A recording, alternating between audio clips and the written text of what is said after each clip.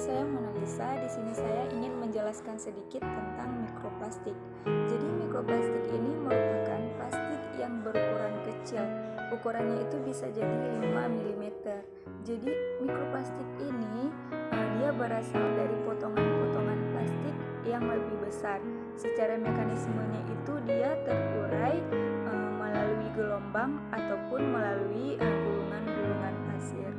Mikroplastik ini limbah yang sangat berbahaya.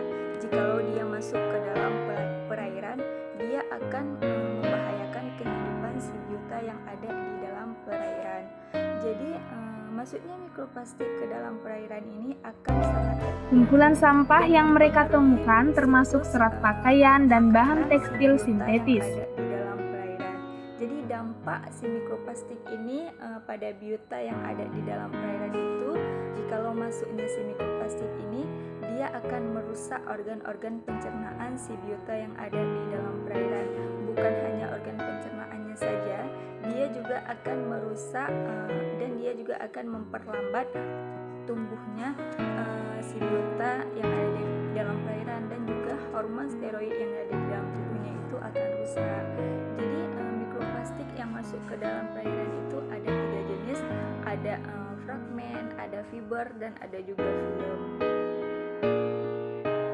Berdasarkan hasil penelitian dari 4 stasiun menunjukkan bahwa 3 dari 4 jenis mikroplastik ditemukan di perairan Teluk Kendari. Nilai pH yang diperoleh pada pengukuran di lokasi penelitian yaitu 6-7. Selain itu, jenis mikroplastik pelet mempunyai sifat selalu terikat dengan jenis logam lainnya dan hanya ditemukan di perairan yang mempunyai nilai pH yang tinggi. Faktor lain juga dikarenakan belum adanya pabrik plastik di kota Kendari sebagai sumber utama mikroplastik tipe pelet, sehingga mikroplastik jenis pelet tidak ditemukan pada penelitian ini. Jenis mikroplastik paling sedikit ditemukan dalam penelitian ini adalah tipe fiber, yang mana tipe fiber ini merupakan serat plastik yang memanjang dan berasal dari fragmentasi monofilamen jaring ikan, tali dan kain sintetis. Tingginya itu nilai kelimpahan mikroplastik tipe fragmen masukkan sungai perkotaan, yaitu merupakan faktor utama untuk mikroplastik memasuki laut.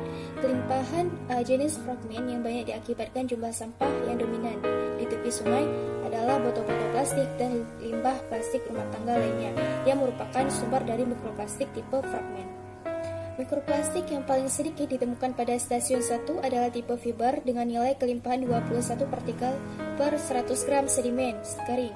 Sedangkan di stasiun kedua ditemukan jenis mikroplastik yang paling banyak adalah tipe fragmen dengan 78,5 partikel per 100 gram sedimen kering. Sedangkan untuk jenis mikroplastik yang paling sedikit adalah tipe fiber yaitu 11 partikel per 100 gram sedimen kering.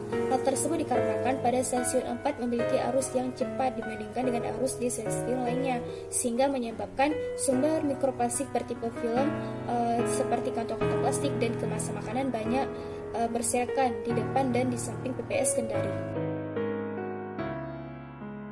Apa sih pentingnya dari menjaga lingkungan? Karena ketika kita menjaga lingkungan, maka otomatis lingkungan akan menjaga kita. Ketika kita menjaga lingkungan, maka kita akan terhindar dari bencana-bencana yang kita sebabkan sendiri, seperti banjir, tanah longsor, dan lain-lainnya. Hindari untuk memakai barang plastik yang berlebihan, karena seperti yang kita tahu, sampah-sampah plastik dan limbah-limbah plastik kebanyakan dibuang pada saluran air dan akan mengalir ke laut, dan juga akan membahayakan organisme-organisme air yang lain. Seperti yang sudah kita ketahui, zat mikroplastik sangat berbahaya bagi hewan-hewan laut karena zat itu bersifat karsinogenik atau juga zat-zat yang dapat menyebabkan kanker pada hewan laut seperti kanker perut pada penyu yang sudah kita lihat kasus-kasusnya, dan juga kurangnya fitoplankton karena ketika banyaknya mikroplastik dalam itu, maka fitoplankton juga berkurang karena bahan-bahan kimia yang terdapat pada mikroplastik akan menyebabkan plankton sendiri mati dan hewan laut akan kekurangan makanan. Cara-caranya yaitu mengurangi penggunaan plastik, hindari penggunaan plastik jika memang tidak diperlukan. Maka langkah baiknya kita membawa tas belanjaan sendiri seperti tote bag. Nah, yang kedua, hindari penggunaan kertas yang berlebihan karena semakin banyak kertas yang kita gunakan, maka semakin banyak pohon yang ditebang dan itu akan menyebabkan tanah longsor di sekitar. Yang ketiga, kurangi penggunaan bahan-bahan yang tidak diperlukan seperti zat-zat kimia yang berbahaya, karena dengan kita menjaga lingkungan, maka kita sendiri akan terhindar dari bencana. Jadi, oleh karena itu, kami menghimbau untuk teman-teman sekalian, bapak-bapak dan ibu-ibu, untuk menjaga lingkungan karena lingkungan sangat berarti bagi kita.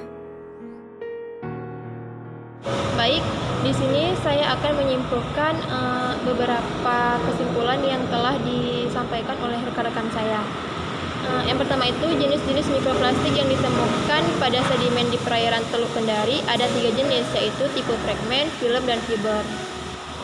Selanjutnya itu ada mikroplastik yang paling banyak ditemukan pada sedimen berdasarkan jenis. Pada setiap stasiunnya adalah dengan kesimpulan 2 partikel atau sedimen, sedangkan kelimpahan terendah adalah jenis fiber, yaitu 0,07 partikel atau gram sedimen, dengan persentase jenis kelimpahan mikroplastik paling tinggi secara keseluruhan, yaitu fragmennya 52% dan filmnya 42% dan fibernya 6%.